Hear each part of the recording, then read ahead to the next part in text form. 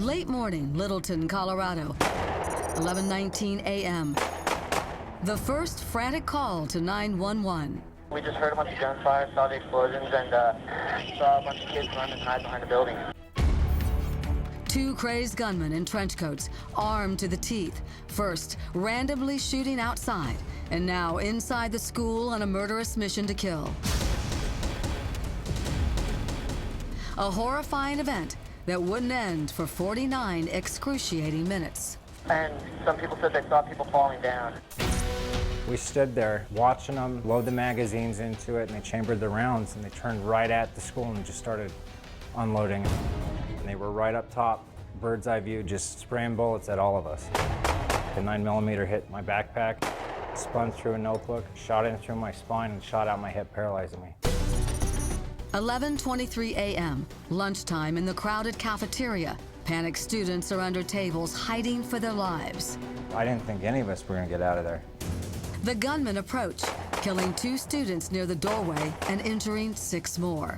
11:29 a.m., the shooters calmly walk into the library and start to unload their weapons again. The teacher ran into the room screaming at all of us to hide. I'm a teacher at Columbine High School. There is a student here with a gun. Under the table, kids! Heads under the table! The gun is right outside the library door. In the library, 7 minutes would pass like an eternity. 420 seconds of sheer terror. The date, 4/20. They would taunt, tease students before they shot them or killed them. They shot Isaiah in the head. They also shot Matt in the stomach. And I was lying there just pretending to be dead. They were killing people in the library. They also shot the glass of the library out, and they were having a gunfight with police. They've shot him out. There's glass falling everywhere, and they're open firing on the ambulance. 11:40 a.m. Terrified students escape the bloodbath, running for safety from any open doors or windows, their hands on their heads. Patrick Ireland was the kid who crawled out of the window live on TV. They had put up signs in some of the classrooms saying, "Help, help."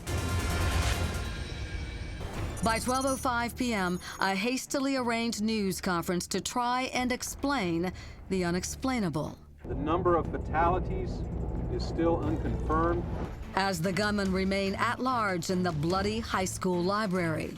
When I got into the area, it was just a chaotic scene. There were cars parked in the middle of the road with the doors open, nobody around, people streaming from the area in every direction. It was just something that I'd never dealt with, never seen in my 21 years at that time career. I hear this sniffling and crying behind me, and I turn, and it's my photographer. And then he just pointed to my cheeks, and I didn't even realize that I had just tears streaming down my cheeks as well. As news of the attack breaks, the images are beamed across the country. Frantic parents arrive, waiting in agony, waiting for information about their children. Where are they at? One dad just broke through the police line and went running to the school. I couldn't take it. Wasn't nobody doing nothing. I heard the shooting. I heard those bangs.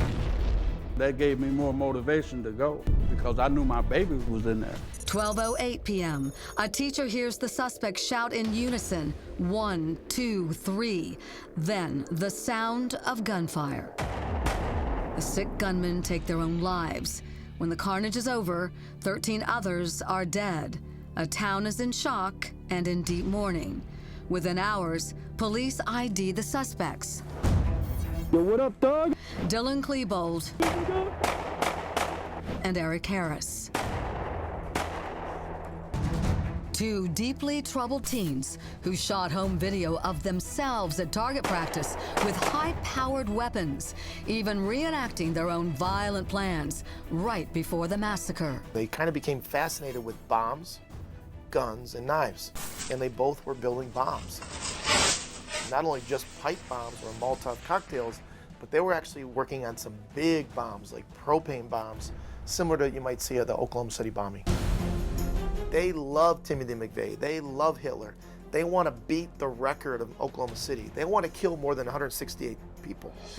But in the depths of the senseless violence, are selfless acts of heroism.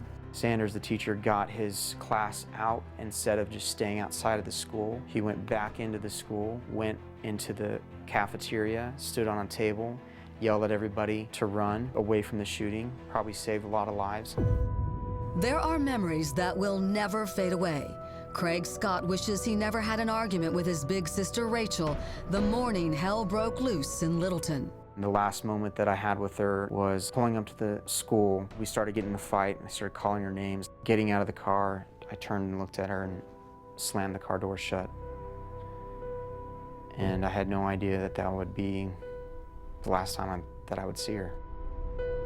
The day high school in America lost its innocence forever.